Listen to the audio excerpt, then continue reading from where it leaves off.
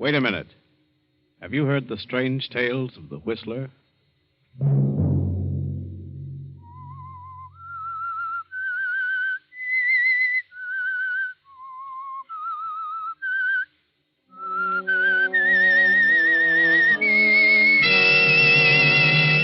I'm the Whistler. I don't know what it is. It's a figure. I can't tell whether it's a man or a woman. It comes through the door and walks with outstretched arms toward my bed, reaching for me. Sunday night, and again CBS presents The Whistler. I, the Whistler, know many things, for I walk by night. I know many strange tales, many secrets hidden in the hearts of men and women who have stepped into the shadows. I know the nameless terrors of which they dare not speak. And so I tell you the weird tale of jealousy.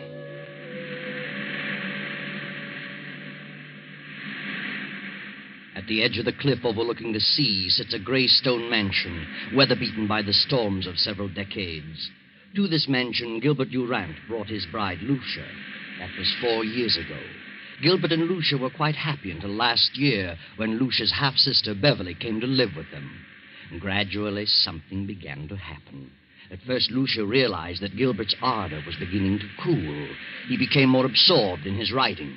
Then she felt the cold clamminess of the stone structure almost creep about her and clutch her. Fear grew in her mind, a fear that nearly took her breath. It is evening now, and Lucia, having excused herself at dinner, tosses on her bed in a fretful sleep. No. Don't. Get away from me. Ah! No. What's wrong? Benson, come in. What was wrong? Why were you screaming? Benson, I must have been dreaming. It was horrible. You're white as a ghost. You're shaking like a leaf. Yes, I know. Oh, Mrs. Benson, I can't stand it.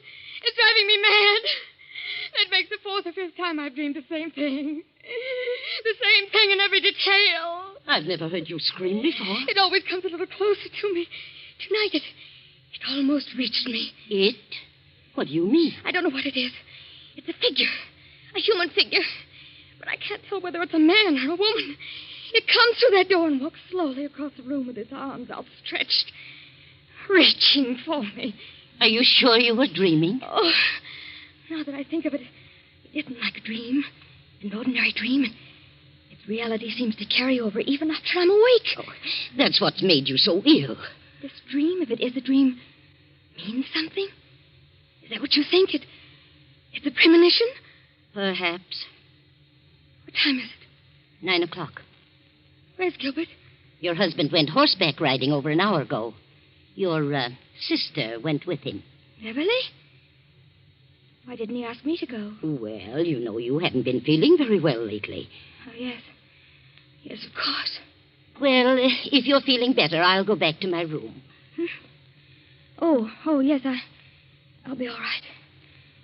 Good night. Good night, ma'am. Beverly. Gilbert and Beverly.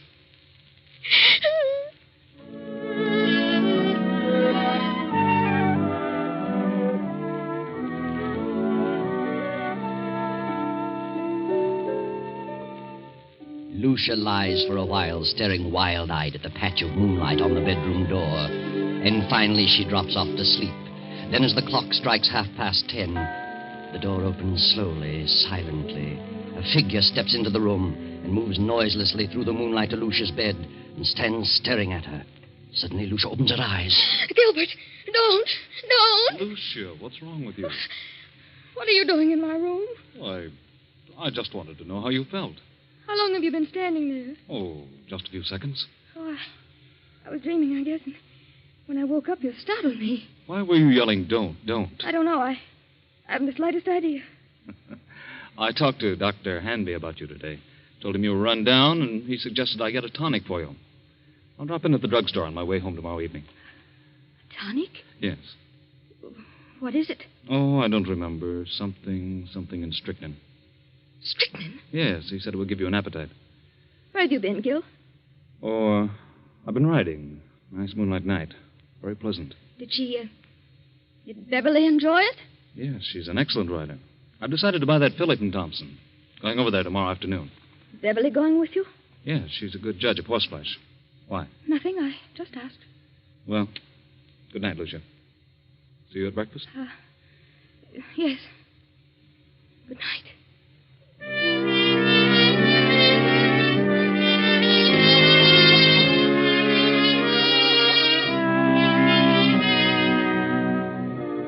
Lucia waits till she hears her husband turn out his light, then slips quickly to her door and quietly down the stairs to the library.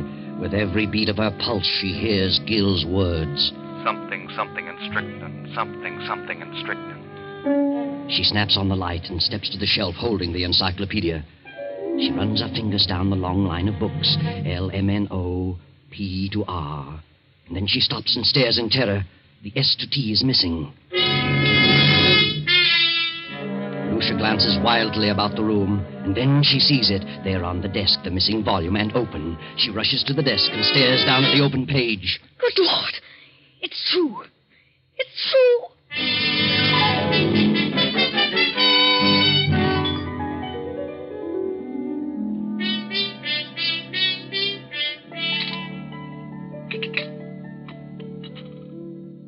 I'll tell you what, Beverly. I'll leave the deal entirely up to you. Up to me? Oh, Gil, that's not fair. Why not? Well, suppose she turns out to be a lemon. I don't think she will, because you're going to have the job of training her. Oh, you certainly flatter me. Not in the least. Oh. Good morning, Lucia. I just realized what time it was. You'll be leaving in a few minutes. Yes, it's 9 this very minute. I better step on it. More coffee, Beverly? No, thanks. How do you feel, Lucia? Why, better. Much better. You better eat something. No, I can't. At least some coffee. Yes, I'll have some coffee. I've got to run. See you later, Lucia. Yes, Gil. And I'll see you this afternoon at 2, Beverly. Yes, I'll meet you in town at 2. Oh, Gil, don't forget Lucia's medicine. I won't. Goodbye, Lucia. Are you meeting Gil in town, Beverly? Yes, he wants me to decide on that filly he's interested in. Where did you learn so much about horses? Well, it seems to be natural. Why don't you get interested in horses, Lucia? Why should I? What are you interested in? Well, I'm interested in a few things. My husband in particular. You don't act interested in anything. Really? If you'll take my advice, you'll snap out of this coma and get some pep. Does Gil like women with pep? Well, no man cares about a woman who sits around and mopes. I think you're a hypochondriac. Do you? You should do something about it. I intend to. I intend to do something about it. I'm glad to hear it. Get out and do things. Play games, golf, tennis, swim, and ride. Maybe this medicine will fix you up. You know all about it, do you? What is it? Oh, I don't know. It's a tonic, a builder-upper. I wish I could believe that. At least you can try it. It won't hurt you. No? I wonder.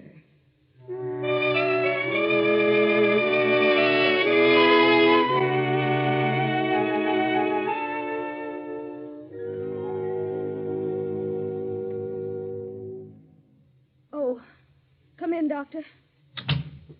Yeah, Lucia. What'd you call me out here? What's wrong? I just couldn't make it into town. Oh, it can't be as bad as that. Did Gilbert talk to you about me yesterday? Oh, I saw Gil for a few moments at the club during lunch. Said you were run down. Did you give him a prescription for me? I never do that until I've examined the patient. You didn't give him a prescription. Why, no. What did you suggest for me? Oh, I don't know. Just mentioned a few tonics he might get for you.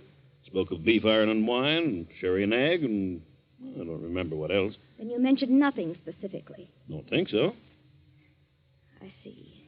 What seems to be wrong with you, Lucia? I don't know exactly. Something has been happening to me that... Well, frankly, I'm afraid I'm losing my mind. Oh, come now. We all feel that way at times. I'm serious. Things happen to me in the night. What sort of things? First, I thought they were just nightmares. But when you have a nightmare, you wake up and the fear is gone. You realize the truth. This vision that comes to me haunts me through the waking hours as well. Vision? Something, I think it's a person comes through my bedroom door. Approaches my bed with outstretched arms as though it intends to strangle me. Each time it comes a little closer. My fear is that eventually it will get to me before I wake up. You always dream the same dream? If it is a dream, yes. Who is the person? I don't know. And you don't think it's really a dream? No. I think it's a premonition. Well, have you any basis for such a fear in real life? Is there someone or something that you're afraid of? Doctor, I'm convinced that they're not dreams. And I'm not asleep. Oh, nonsense. I'm positive they're not mere dreams. Well, I think it's all due to your rundown condition. You probably don't sleep as soundly as you should, and so you transfer sounds in the night to dreams, nightmares. That's exactly what I mean. If I'm only half asleep, I may be transferring actual movements and sounds into dreams. In other words, if someone slams the door in the night, I may half hear it and attribute it to a dream. Yes, go on. And perhaps I'm not dreaming. I think you'd better come into town and have a thorough physical. You mean a checkup by a psychiatrist? Well, I may have someone to help me. It's the usual thing, you know. Oh. Oh, Dr. Henry. I'm so frightened. Oh, now. Everything's going to be all right. I'm afraid. I'm afraid that I'm going to die. That someone is trying to kill me. You're not going to die. That's ridiculous. I'll call you and make an appointment. Very well. In the meantime, try not to think about it. Keep your mind on something on the brighter side. Yes, I'll try.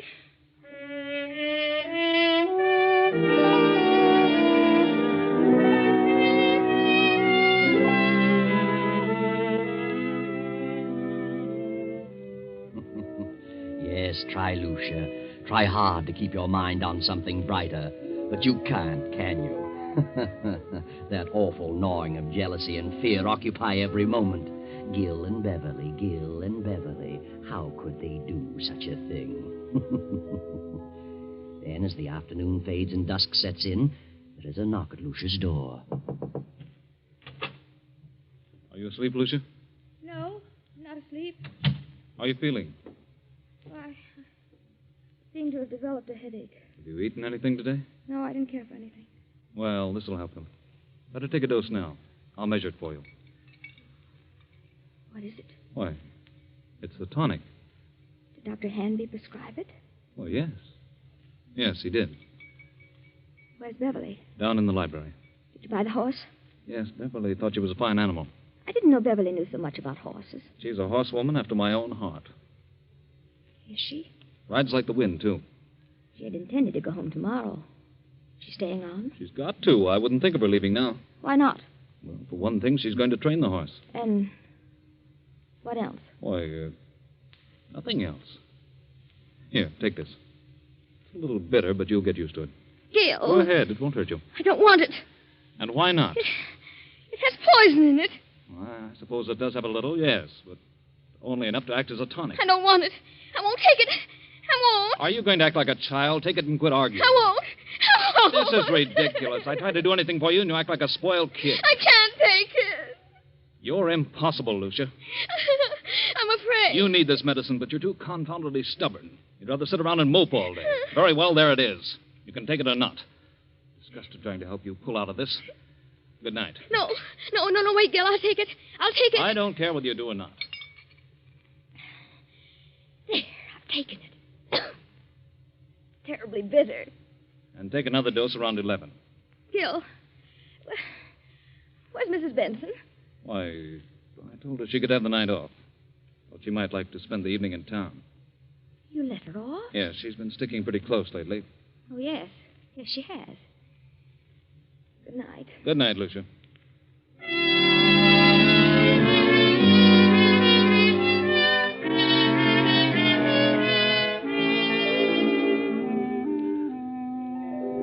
What's wrong, Gil?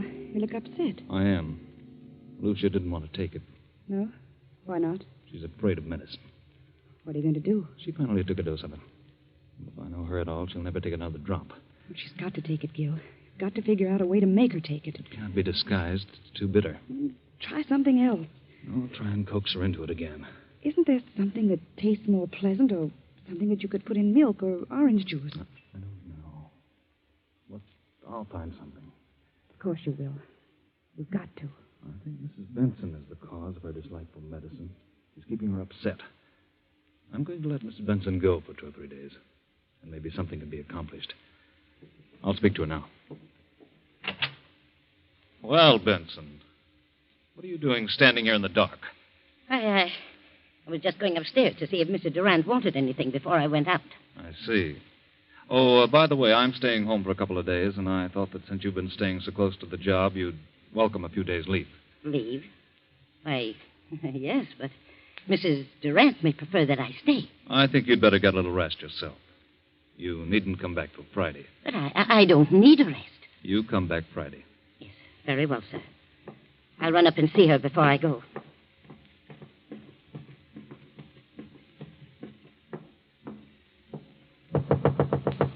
Come in.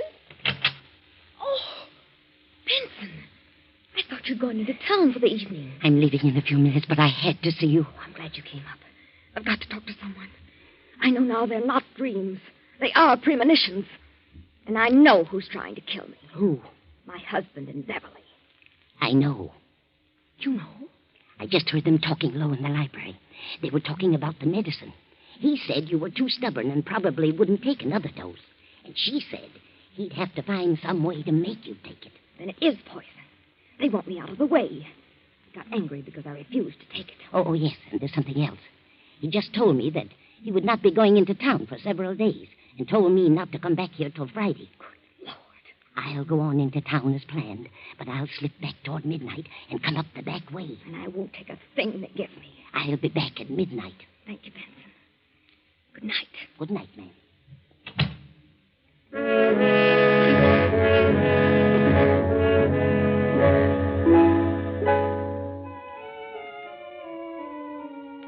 A few minutes before 12, Mrs. Benson returns to the mansion.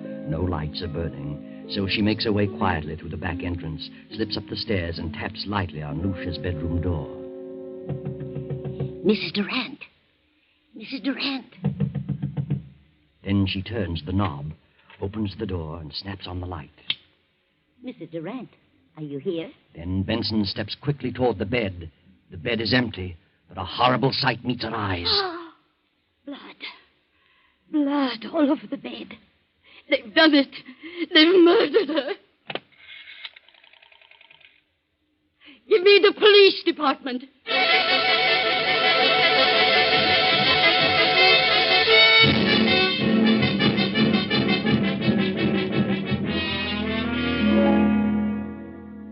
All right, Mrs. Benson. What happened this evening? Well, earlier in the evening, Mr. Durant told me I could have the night off, since I'd been staying close to Mrs. Durant for some time. Mm-hmm. And then later, he said he decided to let me off until Friday. But I didn't want to go, and he insisted. Is there anyone else in the house? Yes, Mrs. Durant's half-sister, Beverly. Did you leave the house? Yes, but I went up and told Mrs. Durant I'd be back about midnight. If you had till Friday, why did you come back at midnight? Because we were both frightened. Of what? Well, Mrs. Durant had been having premonitions that someone was trying to kill her. Who was trying to kill her? She didn't know, but she was terribly frightened. Is that all? No.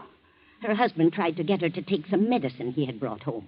She refused, and he got angry. How do you know he was angry? I heard him talking about it to Beverly. They were in the library. And he told Beverly that Lucia was very stubborn. And Beverly said that he'd have to think of some other way. Did Mrs. Durant suspect her husband and Beverly of trying to do away with her? Yes, she did. She was convinced that Mr. Durant and Beverly were in love and wanted her out of the way. So you came back tonight because you anticipated that something was going to happen? Yes. The house was dark, so I came up the back stairs, knocked on her door, and when I got no answer, I came in, turned on the lights, saw she was gone, and then I saw the bed all covered with blood. She wouldn't take the poison, so they did it another way. That's what they planned in the library. Where are they now? Any idea? Well, they didn't expect me back tonight, so they've probably gone to dispose of the body, intending to come back here and clean the place up later. I see. Anybody else know about Mrs. Durant's fears? Yes. She talked to Dr. Hanby. I called him right after phoning the police and told him about it. He knows. Dr. Hanby, Captain Rick. What in the world is the meaning of this? From all indications, Mrs. Durant has been murdered and the body disposed of. Doctor, I understand Mrs. Durant told you that she was afraid that something was going to happen to her, that she was going to die. Who told you that? Mrs. Benson here. I see. Well, she did call me in this morning. She'd been having strange dreams. Premonitions, she called them. I called them hallucinations. Who did she think it was? Well, she couldn't tell whether it was a man or a woman, but someone was always approaching her bed with outstretched arms, trying to choke her. Do you think it was more than a dream? Well, she was a sort of hypochondriac. I asked her to come into town where I could give her a thorough examination. I didn't take her story too seriously, but, well, this certainly puts a different slant on the entire picture. Yes, we haven't found the body. I have men out searching now. We'll find it. Well, here's Mr. Durant and his sister-in-law. They found him about a half-mile down the beach. How are you, Durant? What in the world goes on here? Oh, what's wrong, Doctor? Take a look at that bed. Good Lord, what's happened? Lucia, where is she? We thought you could enlighten us on that point. What do you mean? Is she dead? Where is she? Gil. Beverly. Give her some water. She'll be all right in a minute. But what's happened? We think your wife has been murdered. Murdered? What are you doing here, Mrs. Benson? I thought you were gone till Friday. Why did you tell her to go until Friday? Why, I thought she needed a rest. She's been having long hours. Where is Lucia? Where have you and your sister-in-law been? Why, I slept upstairs and saw Lucia was asleep, so we decided to take a little ride down the beach. It was still early. Didn't take anything with you? Certainly not. What do you mean by that? What would we take? I don't know. I just asked. Did you two try to get Lucia to take some medicine? No. Wait a minute, Beverly. That won't do any good. Yes, we did. She was run down and needed a tonic, but she refused to take medicine. Why did she refuse? I don't know. Maybe she was afraid of being poisoned. That's ridiculous. Why should I want to poison her? I loved Lucia. How long has your sister-in-law Beverly been here with you? Why, I don't know. It's quite some time. Just a minute. Are you inferring that Gil and I'm not inferring anything. I'm merely asking questions. Well, whoever suggested such a thing is lying. Why, Gil and Lucia... Just a moment, Beverly. Mrs. Benson, what have you been saying? What did you tell them? I told them the truth. You think I planned to kill Lucia? Is that it? Yes, you and this woman. Why, that's You ridiculous. tried to get her to take some medicine. She knew you were in love with her sister, and you were trying to poison her. When did she come to that conclusion? She had premonitions. That means nothing. And besides, I heard you talking, you and Beverly, planning the whole thing. What? She's out of her I mind. heard you, I tell you. When you realized Lucia wouldn't take the medicine, Beverly said you'd have to think of some other way. Some other way to what? To get rid of her. What else? This is the most amazing thing I ever heard of. Dr. Hanby, you know better than this. Do you think I had a reason back of wanting to know about various medicines? No, I didn't. Not at the time, but now... Now what?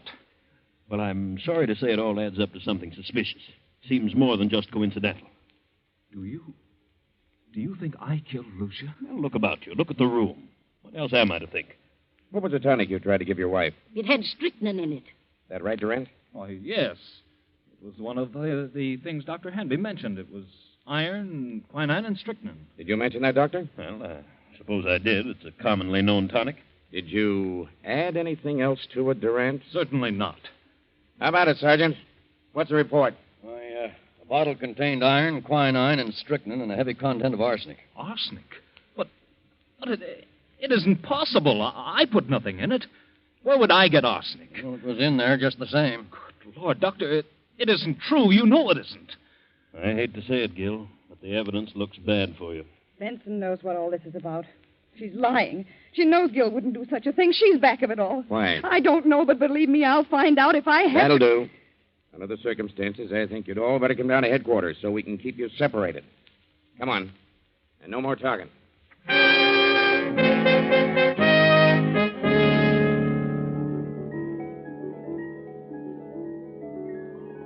48 hours pass. Hours of relentless grilling, endless questioning. Finally, Gil and Beverly are released on a writ of habeas corpus.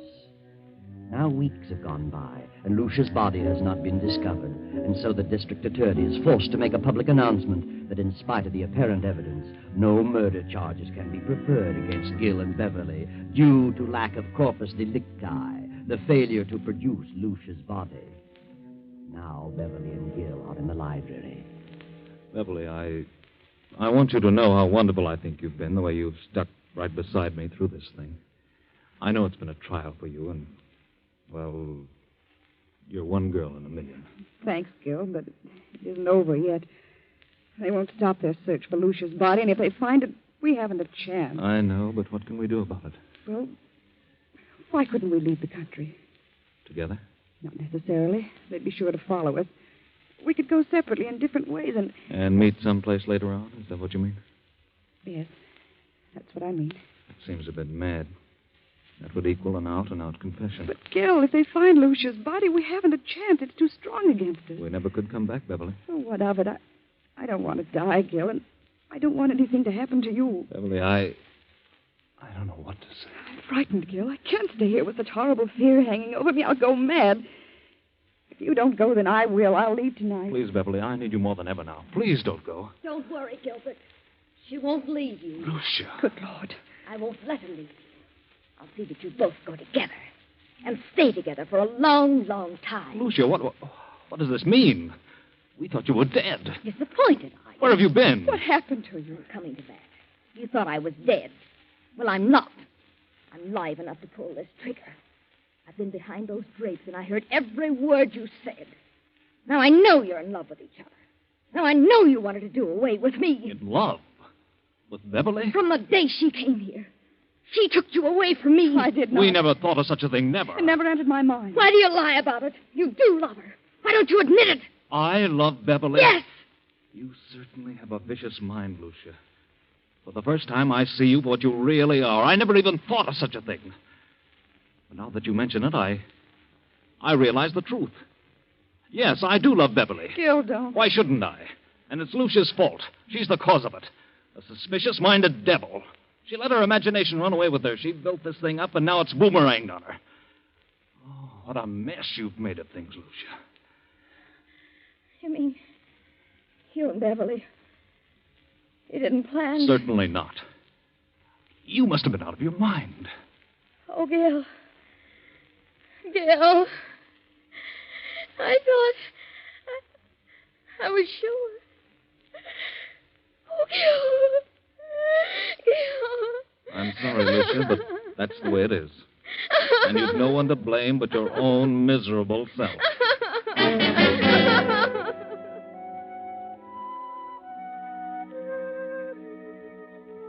No one to blame but her own miserable, jealous, suspicious-minded self. Lucia planned the whole thing from the beginning. She thought they were in love, thought they were planning to kill her. Lucia never had a dream, never had a premonition. She planted that in the housekeeper's mind and in the doctor's. She put the rat poison in the tonic. She put the bedroom in disorder, cut herself and smeared blood on the bed, and then disappeared. But when she read that they couldn't bring a murder charge without the body, she came back to kill Gil and Beverly herself. You see, Lucia didn't know about that little article in the law called corpus delicti.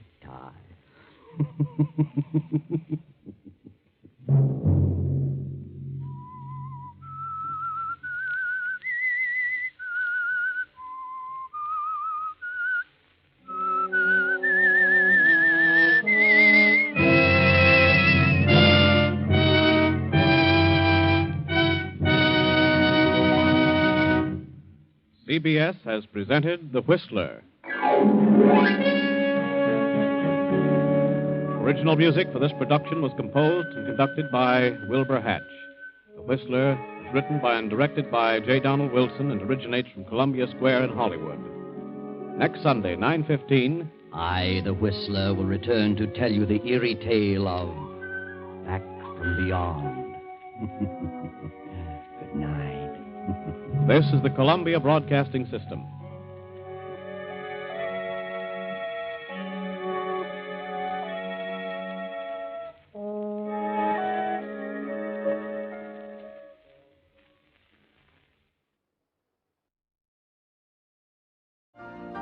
You've been listening to the OTR Gold Network. Find more classic radio at otrgold.com.